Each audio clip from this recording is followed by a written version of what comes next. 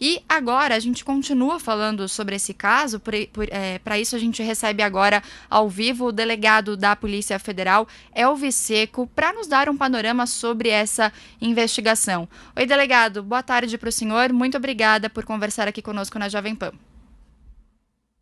Eu agradeço. Doutor, eu gostaria de começar essa entrevista te perguntando se o senhor notou algum aumento na preocupação no trabalho de vocês em relação à soltura de André do Rep, considerado aí um dos chefes do PCC. Como que vocês receberam essa notícia e até mesmo toda essa confusão que acabou sendo criada entre as instituições por causa desse traficante? Olha, a Polícia Federal, ela reativou a questão da difusão vermelha desse criminoso, também acionou os seus adidos de oficiais de ligação nos países da América do Sul e está desenvolvendo diligências, principalmente na área de inteligência, para tentar localizar esse criminoso, assim como participar e auxiliar as forças de segurança pública do Estado de São Paulo na captura dele. Mas não há uma ação específica em razão disso. Nós estamos trabalhando tentando recapturá-lo, mas a função da Polícia Federal, principalmente, vamos dizer assim, a diretriz principal, é tentar rastrear a questão patrimonial, não só desse traficante, mas de qualquer outro líder dessa facção criminosa paulista.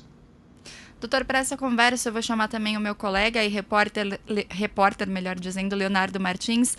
Leo, boa tarde para você. Faça a sua pergunta, por favor. Boa tarde, Nicole. Boa tarde a todos que nos assistem, nos ouvem. Doutor, muito obrigado por nos receber mais uma vez. Agradeço a sua participação.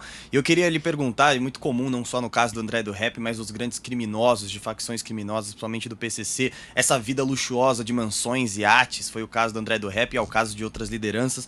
E o senhor vem fazendo um trabalho importantíssimo no combate à lavagem de dinheiro desses criminosos. Eu queria perguntar e também que o senhor explicasse para a nossa audiência qual a importância de monitorar a lavagem de dinheiro desses criminosos e eles já estão atuando aí como nos moldes da Operação Lava Jato, como mafiosos, como lavando dinheiro internacionalmente. Microfone aberto, doutor.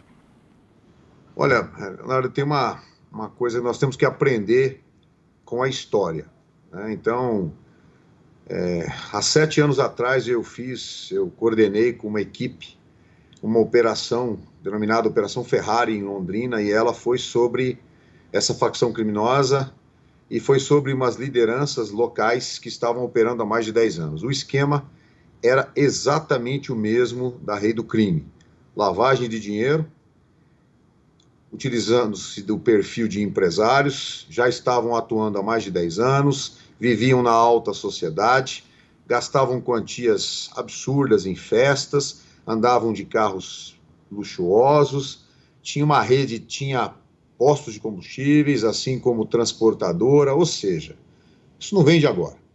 O que acontece é que nós começamos agora na Polícia Federal, não mais uma ação pontual como essa que aconteceu e que eu acabei de narrar, mas uma situação institucional, uma ação institucional. A evolução dessa facção criminosa, ela nos preocupa e tem que ser tratada de forma concreta e real. Não pela questão somente da violência, que é um problema seríssimo, mas pelo fato de que eles estão operando há muitos anos, se estruturando e se infiltrando na nossa sociedade. Então nós temos que combater a questão da lavagem de dinheiro acima de tudo. E a lavagem de dinheiro, ela tem que ser trabalhada concomitantemente com a questão do tráfico internacional de drogas. Muitas vezes, algumas dessas operações que nós deflagramos nos últimos 50 dias, por exemplo, você tem 6 operações em 50 dias, 52 dias, que somam mais de 400 milhões de reais em patrimônio sequestrado. Estou falando de bens, estou falando de helicópteros, lanchas, imóveis, são fazendas. Nós interditamos mais de 70 empresas, mais de 50 postos de combustíveis, que vão ser geridos pela Senad. Ou seja, com uma movimentação de mais de 30 bilhões de reais em 4 anos.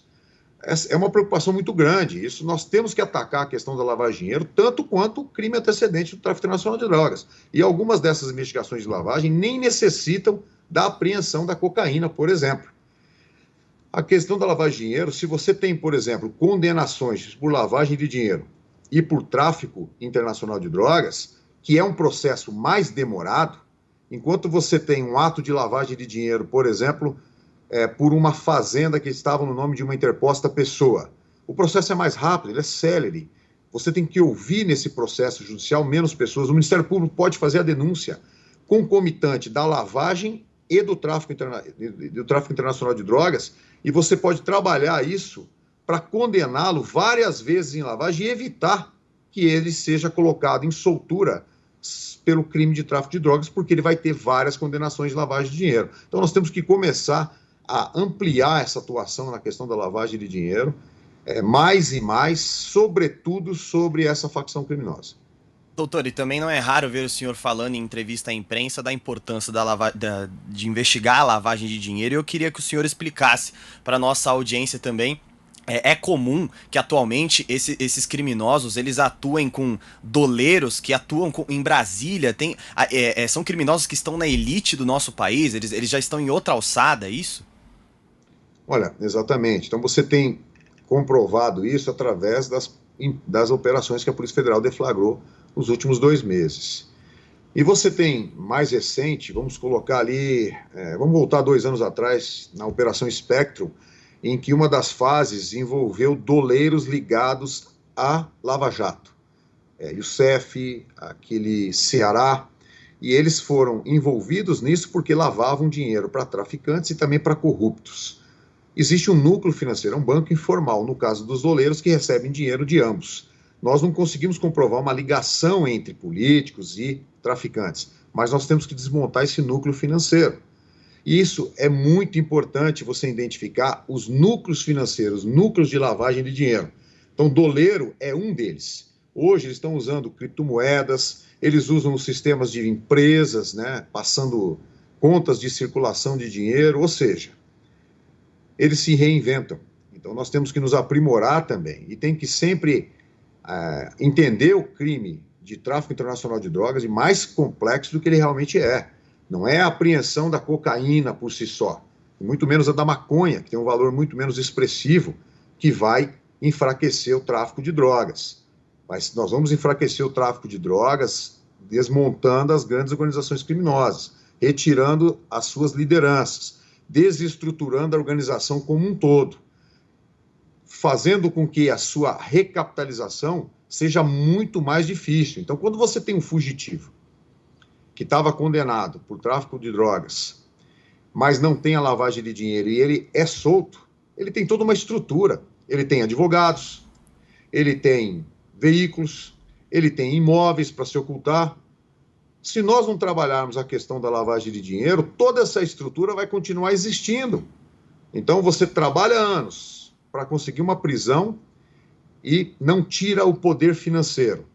A estrutura permanece. Ele é solto e ele utiliza dessa estrutura, até mesmo para se ocultar da justiça. Isso é muito claro, é muito nítido, e tem que ser trabalhado mais e mais, e é o que a Polícia Federal está fazendo, está demonstrando nessas operações.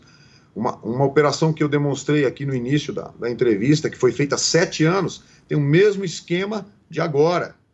Se nós multiplicarmos isso pelo Brasil todo em células, a situação é terrível. Então, nós temos que ampliar mais e mais isso e encarar esse problema pela perspectiva financeira acima de tudo.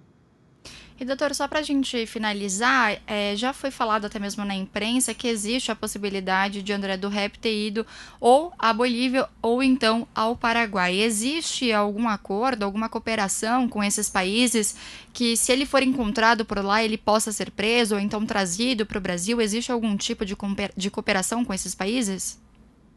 Olha, nós temos uma relação excelente com ambos os países que você mencionou.